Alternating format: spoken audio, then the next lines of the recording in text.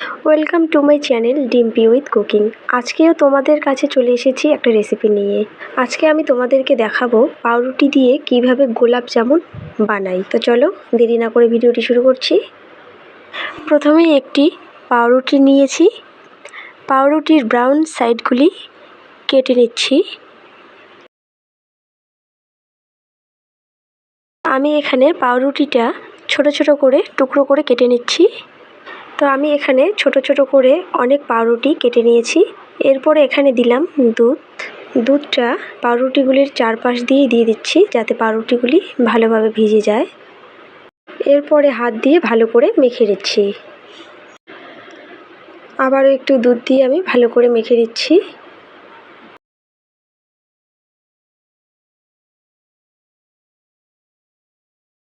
দিয়ে দিচ্ছি গুঁড়ো দুধ।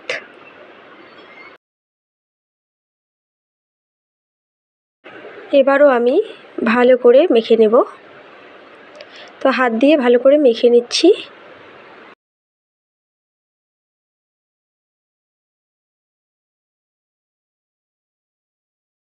এরপরে হাতে একটু সাদা তেল মাখিয়ে নিয়ে এভাবে ছোট ছোট করে লাড্ডু বানিয়ে নিচ্ছি। তোমরা চাইলে কিন্তু এখানে সাদা তেলের পরিবর্তে ঘিটাও ব্যবহার করতে পারো।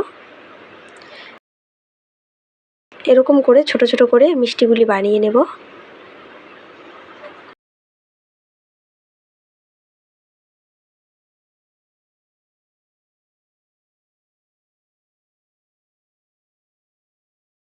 আমার ভিডিওগুলো কে কোন জায়গা থেকে দেখো অবশ্যই কিন্তু কমেন্ট করে জানাবে। আর হ্যাঁ, তোমাদের যদি কোনো প্রশ্ন থাকে তাহলে কিন্তু তোমরা কমেন্ট করে জানাতে পারো।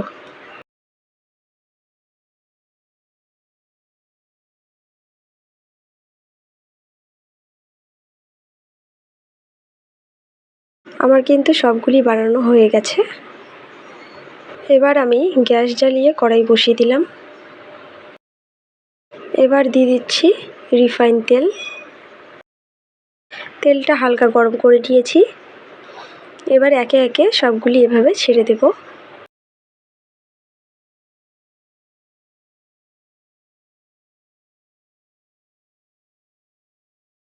একটু উল্টে পাল্টে লাল করে ভেজে নিতে হবে।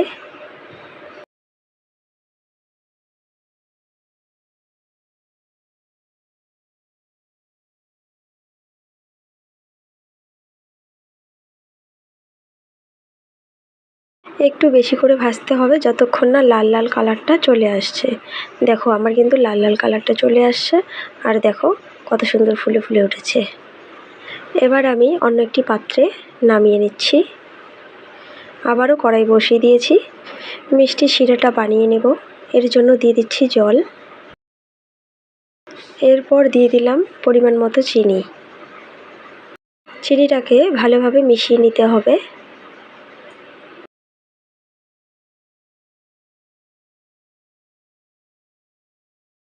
দেখো মিষ্টি শিরাটা কিন্তু আঠালো হয়ে এসছে।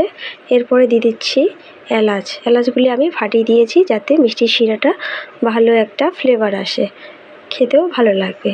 এরপরে সবগুলি মিষ্টি এভাবে আমি ছেড়ে দেব।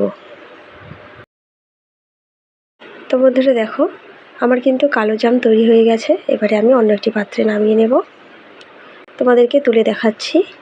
তো খুব সহজে বানিয়ে নিলাম এই কালো জাম। তো তোমরাও একদিন বাড়িতে এই রেসিপিটা ট্রাই করো আর অবশ্যই কমেন্ট করে আমাকে জানাবে খেতে কেমন লাগে। এই কালো জাম বানাতে কিন্তু বেশি কিছু উপকরণ লাগে না, মাত্র অল্প কয়েকটা উপকরণ দিয়ে কিন্তু বানিয়ে নেওয়া যায়। তো বন্ধুরা আজকের ভিডিওটি তোমাদের কেমন লাগলো অবশ্যই কমেন্ট করে জানাবে। ভালো লাগলে লাইক করবে, কমেন্ট করবে আর শেয়ার করবে। আমার চ্যানেলটিকে সাবস্ক্রাইব করে পাশে থাকবে। দেখা হচ্ছে নতুন কোনো ভিডিওর সাথে।